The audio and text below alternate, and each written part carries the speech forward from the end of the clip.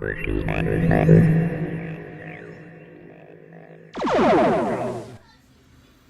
Nacology here. We're replacing the blower resistor and harness in a 2005 Chevy Colorado. And there you can see the resistor, and then that's the wiring harness. So what I'm going to do first is replace just the resistor and see if that fixes my problem. And if not, I'm going to replace the harness. And then from there, we're going to go to ground issues because I'm getting several different issues. This nut right here is a 7/32. I've got a 7/32 socket with a whole bunch of adapters on it. But there you go. So we're going to get started and see what we can find out. You can see we got it out, and it doesn't look to have any issues on the inside of it. So I'm gonna put the new resistor on it just to be sure, and then if that doesn't fix it, we will go from there. All right, so I've replaced the resistor. The only really problems I can tell really is just some discoloration of the plastic. So I don't think that resistor's bad. And I figured it wasn't because there's no scar on the inside of it, but I kind of was hoping for hope that there was something wrong and it was going to be that simple. So there's also the wiring down here that's been done at some point, but see, this all looks okay, I reckon. I mean, it looks like it's all cramped pretty good.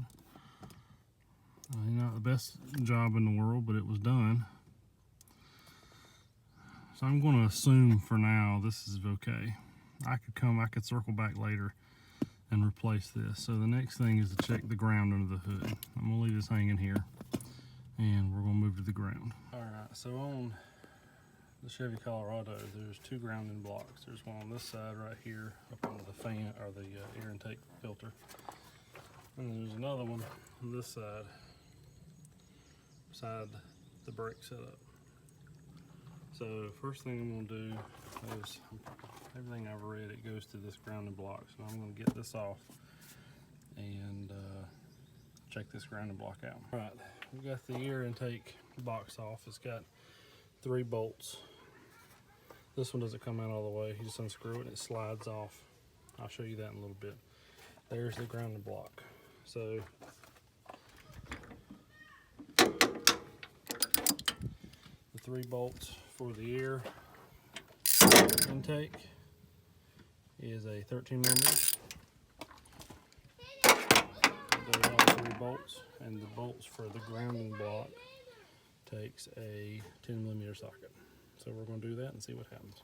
All right, to start with, I'm going to go as simple as possible. I'm going to clean out the bolt hole, the connector right here, and I'm going to clean out the bolt that it's connected to, and then reattach it, and hopefully that fixes the grounding issue. If not, I'm going to pry it open and maybe see if we got some corrosion going on.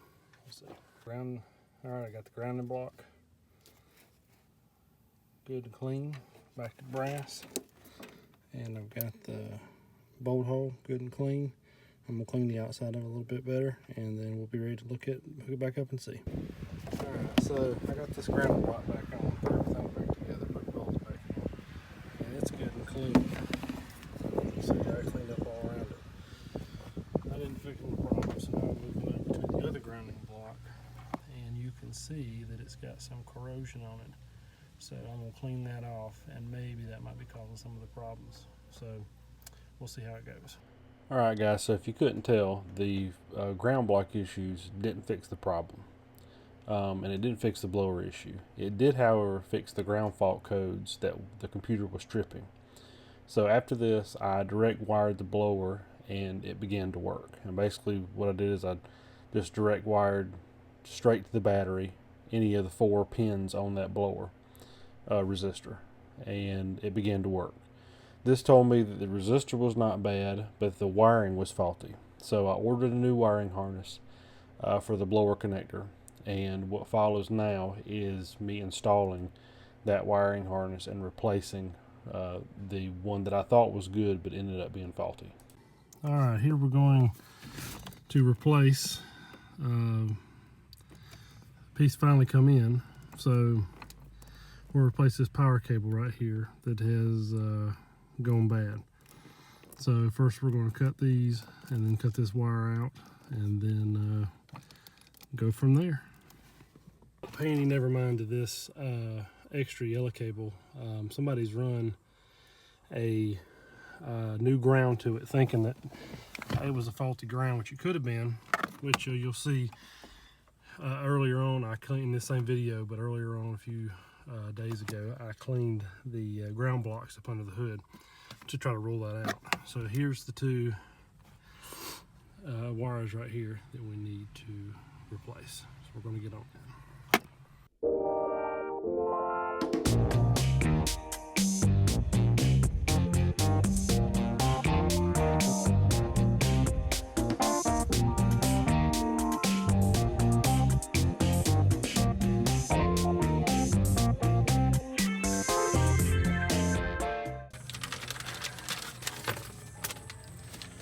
There's our new cable with our two new pieces on it. So one side is going to go straight together. The other side we're going to have to put the three cables together.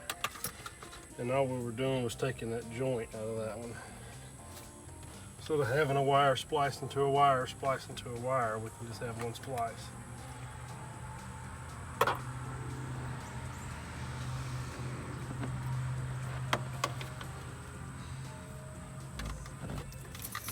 Make sure these match up. That way.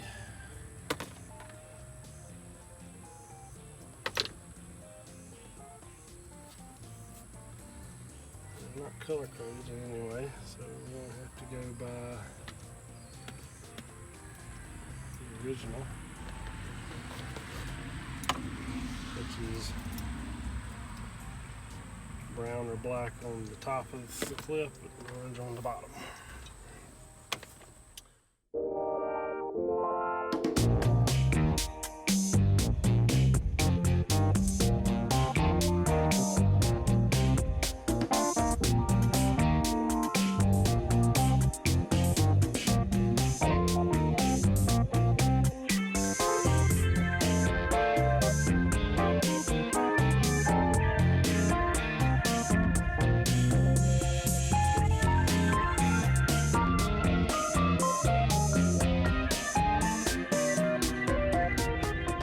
Alright, what I had to do here is, because I don't know if there was an original bracket to this or what, but the two wires, there's three wires supposed to come together in this one connection. So what I had to do was splice into the correct one for the connector, then peel back a little bit here for this to go in, and then liquid taped it together, and then of course put the other side on. So what I'm going to do now is plug it in and test it. And the liquid tape needs a little while to set up, but I'm going to plug it in just to test it, and then I'm going to pull the fuse back out.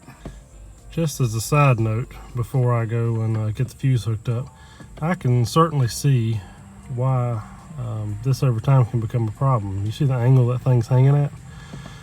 So I'm going to try and find somehow to support it, and along with these other wires to once I get them up in the dash and secured, and once that liquid tape dries, and I'm going to put some on all of it once I can confirm it's working, to find a way to support it, so maybe we can prevent this from happening again.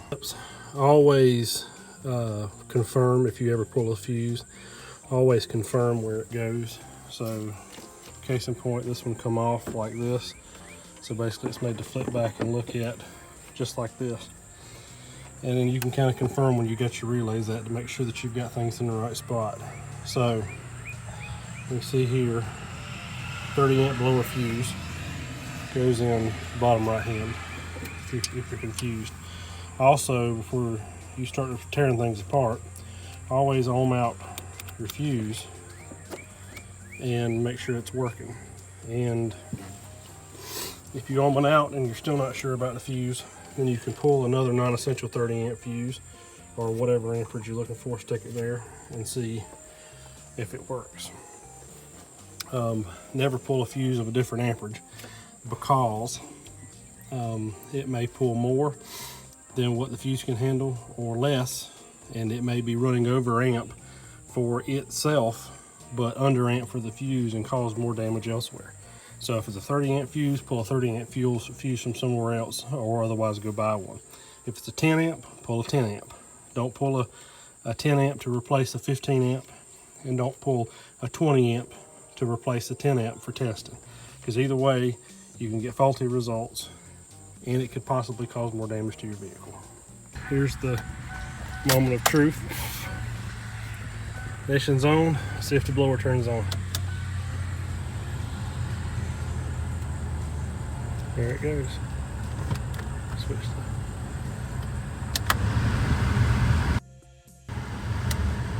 I got 3 or 4 speeds. 5 if you count off. 1,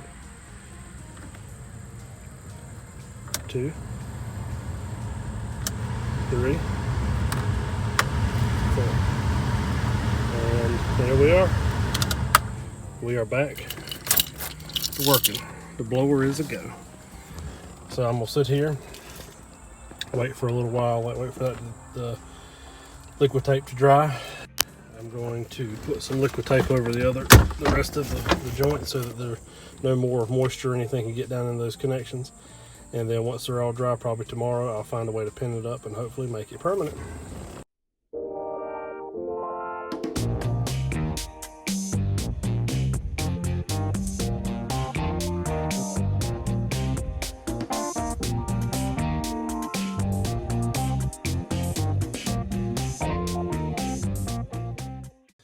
Alright guys, one thing here, I edited in the middle of the night and realized I never showed you guys the finish job. So you can see where I liquid taped it all together, both ends of those couplers, make sure it's all safe, and I tried to strap it up to where there's no serious bends except for right there on that resistor. There was just no really no way to get around it because of where it's at on the dashboard. But you can see the new connector back there. There's the resistor. I still use the old wiring harness, and I've secured all the connectors right there, and I've still got it using that add-on ground that the previous owners used.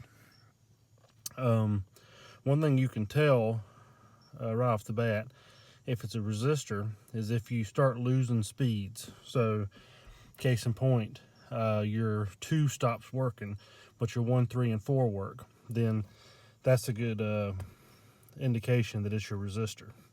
It's about 30 bucks from AutoZone, bolt in and out. It's literally a 5-minute fix. If you lose all the speeds or they're intermittent, then there's an indication.